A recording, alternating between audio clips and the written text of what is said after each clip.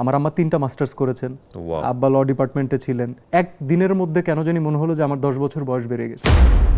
একটা মিটিংয়ের ভিতরে আমার বাবা হার্ট অ্যাটাক করে, and he had to face a terrible mistreatment. তোমাকে অনেক কিছু দেওয়ার জন্য আমি আমার সততা বিক্রি করব না। মনে হতো যে আমার আব্বা তো টিভিতে যারা গান গায় তাদের থেকে ভালো গান গায়, এ তো শিল্পী মানুষ, এ বাসায় কি করতেছে, অফিসে কি করতেছে। আমরা চেষ্টা করি একজন মানুষের কমপ্লিট অটোবায়োগ্রাফি যতটুকু আনা যায়, তো সেই জায়গা থেকে আমরা একটু পরিবার নিয়ে জানতে চাইবো, আপনার বেড়ে ওঠা সব কিছু মিলিয়ে শৈশব। আমার জন্ম হয়েছে ঢাকাতেই, ঢাকা শাহজাহানপুর এলাকাতে। আমার আম্মা একজন গভর্নমেন্ট সার্ভিস হোল্ডার ছিলেন, উনি রিটায়ার করেছেন। উনি হাউস বিল্ডিং ফাইন্যান্স কর্পোরেশনে ছিলেন, দীর্ঘদিন সততার সাথে চাকরি করেছেন। আমার আব্বাও একজন সার্ভিস হোল্ডার ছিলেন, হি ওয়াজ অলসো অ্যান অ্যাডভোকেট। উনি উত্তরা মোটরসে ছিলেন, সেও 35 ইয়ার্স জব করে জাস্ট রিসেন্টলি রিটায়ার করেছেন। আমি বাবা মায়ের একমাত্র সন্তান। একমাত্র সন্তান। ওকে। তো কিছু জিনিসের প্রেশার আমার উপরে ছোটবেলা থেকে থাকে না, যে একমাত্র সন্তানদের উপরে। ডেফিনেটলি আপনি ছবি অঙ্গনে আসবেন, এটা নিশ্চয়ই পরিকল্পনায় ছিল না। কখনোই না, না তাদের না আমার, আচ্ছা, কারোই ছিল না। কারণ আমার ছোটবেলা থেকে আমাকে এভাবেই বড় করা হয়েছিল যে বড় হবে, ঢাকা ইউনিভার্সিটিতে পড়বে। যেহেতু আমার বাবা মা দুজনই ঢাকা ইউনিভার্সিটির স্টুডেন্ট, এবং আমার আম্মা 3টা মাস্টার্স করেছেন, আব্বা ল ডিপার্টমেন্টে ছিলেন। তো তাদের কাছে আমার কাছে একমাত্র চাওয়াই ছিল, তুমি এডুকেশন ওয়াইজ তুমি মানুষের মতো মানুষ হবা, কারণ আমরা দুজনই সার্ভিস হোল্ডার। আমরা তোমার জন্য এমন কোনো আহামরি জিনিস রেখে যাব না, এবং তোমাকে অনেক কিছু দেওয়ার জন্য আমি আমার সততা বিক্রি করব না। তুমি তোমার যোগ্যতায় আগাবা, তোমার পড়াশোনার জন্য যেটা রাখে সেটা আমাদের পক্ষ থেকে তোমার জন্য ইনভেস্টমেন্ট হবে। এরপরে আমরা তোমাকে ভালোবাসা ছাড়া, আদর দেওয়া ছাড়া আসলে আমাদের আর কিছু দেওয়ার থাকবে না। এবং আমি এই মটোতেই বড় হয়েছি। I was self dependent. আমি আমার এসএসসি মতিঝিল মডেল থেকে আমি আমার এসএসসি দিয়েছি, নটরডেম কলেজ থেকে আমার এইচএসসি দিয়েছি। তো ইন্টারের টাইম থেকে আমি আলহামদুলিল্লাহ সেলফ সাফিসিয়েন্ট। আমি স্টুডেন্ট পড়াতাম তখন থেকেই, এবং কলেজের পরে প্রথম ঢাকা ইউনিভার্সিটিতে ভর্তি হই। কোন সাবজেক্টে? Accounting and information systems. Totally different. কোথাও অ্যাকাউন্টিং আর কোথাও আজকের পরেরটা তো আরো ডিফারেন্ট। ওকে, সো শুনি, তারপরে আপনি ঢাকা ইউনিভার্সিটিতে ভর্তি হওয়ার পরে কি হলো আসলে? ঢাকা ইউনিভার্সিটিতে ভর্তি হওয়ার পরে অ্যাকাউন্টিংয়ে তো ফাঁকি ঝুঁকি দেওয়ার কোনো সুযোগ নাই আমি যতদূর জানি। এবং আমার বাসা থেকে আমি প্রথম দিন থেকেই জানি যে আমাকে অন্য কোনো ডিপার্টমেন্টে গেলে হবে না, আমাকে অ্যাকাউন্টিংয়েই ভর্তি হতে হবে। কারণ আমার বাবা মা আমাকে এভাবে বলে বড় করেছেন যে আমার খালু, উনি মারা গেছেন, but he was the first charter accountant of Bangladesh. So উনি আমাদের ফ্যামিলিতে এত ইনফ্লুয়েন্সিয়াল একটা ফিগার, যে একটা থাকে না যে আইডিয়ালিস্টিক পার্সোনালিটি। তো তাদের কথা হচ্ছে you will be a charter accountant, এবং চার্টার অ্যাকাউন্টেন্ট হওয়ার জন্য সবচেয়ে ভালো মাধ্যম হচ্ছে অ্যাকাউন্টিং ডিপার্টমেন্ট ঢাকা ইউনিভার্সিটি। তো আমি আল্লাহ আমাকে এতটা রহম করেছেন, এতটা সাহায্য করেছেন, আমি এক্সাম দিয়ে একেবারে অ্যাকাউন্টিংয়েই চান্স পেয়েছি। ফাইন্যান্সে যাওয়ার সুযোগ ছিল আমার, মার্কেটিংয়ে যাওয়ার সুযোগ ছিল, বাট আই চোজ অ্যাকাউন্টিং। তবে পড়াশোনা শুরু করার পরে, পার্টিকুলারলি 1 বছর যাওয়ার পরে আমি রিয়ালাইজ করি, ফার্স্ট ইয়ার যাওয়ার পরে রিয়ালাইজ করি যে সামহাও আমি এনজয় করছি না। অ্যাকাডেমিক্যালি আই ওয়াজ আ ঠিকঠাক স্টুডেন্ট অলওয়েজ, আলহামদুলিল্লাহ, কিন্তু আমি কখনোই সেই জিনিসটা করতে পারি না যেটা আমাকে টানে না। I cannot be the best, to be honest. I will just be an average. তো এর মধ্যে আমার লাইফের সবচেয়ে বড় ঘটনাটা ঘটে। একটা মিটিংয়ের ভিতরে আমার বাবা হার্ট অ্যাটাক করে, অফিসের একটা মিটিংয়ে। এবং তখন হচ্ছে আমি স্টুডেন্টের বাসায় ছিলাম মোস্ট প্রবাবলি।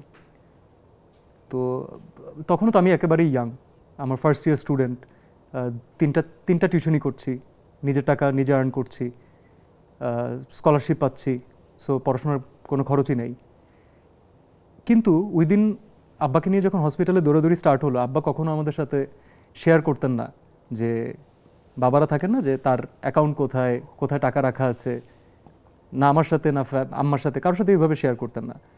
তো অল অফ আ সাডেন আমি এক দিনের মধ্যে কেন জানি মনে হলো যে আমার 10 বছর বয়স বেড়ে গেছে, ওই আব্বাকে নিয়ে হসপিটালে ঘুরতে ঘুরতে। And he had to face a terrible mistreatment, I would say.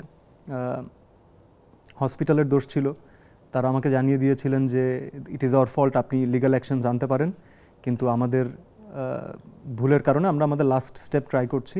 তো তখন হচ্ছে তাকে লাস্ট স্টেপ হিসাবে যে শকটা দেয় সেটা দিয়েছে, ওটা আমার সামনে দিয়েছে। আম্মা যেহেতু এটা ফেস করতে পারবেন না, এবং আব্বুর এখান থেকে ফেনা আসছে, আমি ফেনা মুছে দিচ্ছি, আমি কাঁদতেছি, আমি জানি না আমি কি করব, আমি আম্মাকে কি বলবো। কারণ একজন ডাক্তার যখন আপনাকে বলে যে আমার মনে হয় আপনার ফ্যামিলি মেম্বারদেরকে খবর দেওয়া উচিত, এটা যারা ফেস করেছেন তারা খালি জানেন এটার মর্ম কি। All of a sudden, right? মানে হুট করে, বাবা তো সুস্থই ছিলেন। ভাই আমরা সকালবেলা একসাথে নাস্তা করেছি, আমি আমার ক্লাসের জন্য বের হয়ে গেছি, আব্বু অফিসে চলে গেছে, অ্যান্ড আমি বিকালবেলার ঘটনা বলছি।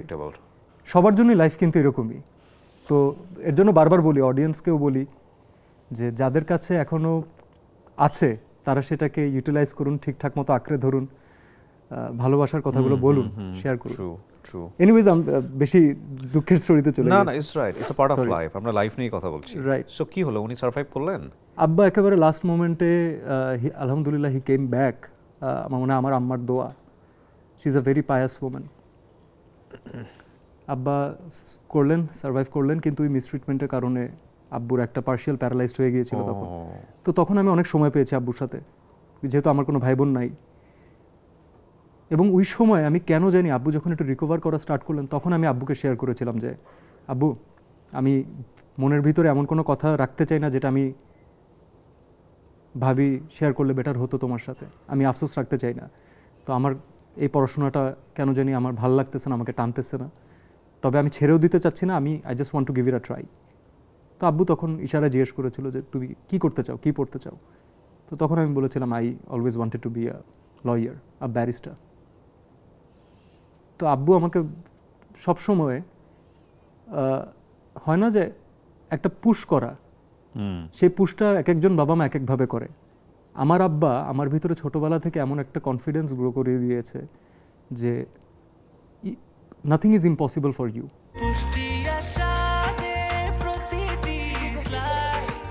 ব্রেকফাস্ট, টিফিন কিংবা স্ন্যাক টাইমে মজাদার আয়োজন মানে all time bread.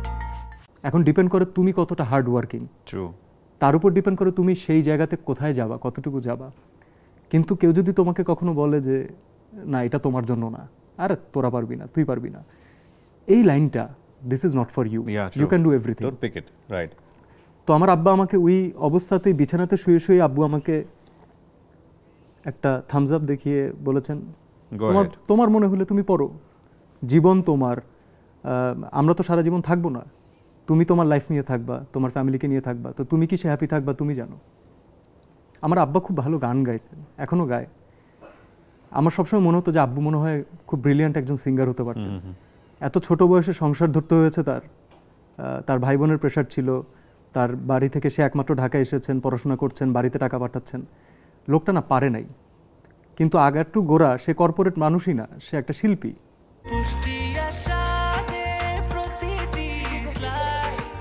Breakfast, tiffin কিংবা স্ন্যাক টাইমে মজাদার আয়োজন মানে অল টাইম ব্রেড। তো আমার আব্বু যখন গুনগান করে রাত্রেবেলা গান গাইতো, আমাকে ছোটবেলা থেকে প্রচুর মান্নাদের গান শোনাতেন, বারি সিদ্দিকীর গান শোনাতেন। তো আমার খুব মনে হতো যে আমার আব্বা তো টিভিতে যারা গান গায় তাদের থেকে ভালো গান গায়, এ তো শিল্পী মানুষ, এ বাসায় কি করতেছে, অফিসে কি করতেছে। তো ওই আফসোসটা যেটা আমার আব্বার রয়ে গেছে, সেই কারণে ওই আফসোসটা আর আমার মধ্যে আব্বা থাকতে দেয় নাই।